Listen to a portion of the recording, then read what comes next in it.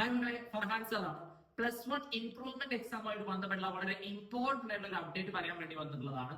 നമ്മുടെ improvement exam ഒക്ടോബറിൽ നടക്കും എന്നുള്ളതായിരുന്നു കുറച്ച് മുന്നേ വരെ വന്നിരുന്ന ന്യൂസ് എന്ന് പറഞ്ഞാൽ. സാധാരണ മാർച്ചിൽ, കഴിഞ്ഞ 2 വർഷമായിട്ട് മാർച്ചിലായിരുന്നു ഇംപ്രൂവ്മെന്റ് എക്സാം നടന്നിരുന്നത്. എന്നാൽ നമുക്കൊരു ആശ്വാസം എന്നോണം ഈ വർഷം നമ്മുടെ എക്സാം ഒക്ടോബറിലേക്ക് മാറ്റിയിട്ടുണ്ട് എന്നുള്ളത് നമ്മുടെ വിദ്യാഭ്യാസ വകുപ്പ് മന്ത്രികൾ പറഞ്ഞിരുന്നു.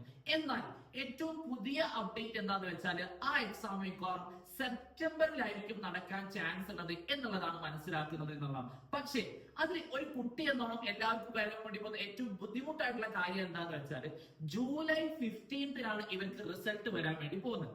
ആ ജൂലൈ 15 കഴിഞ്ഞാല് ജൂലൈ 15 ഓഗസ്റ്റ് എന്ന് പറയുന്ന ഒരു മാസമുണ്ട്. ഓക്കെ, പക്ഷെ ആ ഓഗസ്റ്റിൽ ഇവർക്ക് എന്തായിരിക്കും? ഓണം എക്സാം ആയിരിക്കും.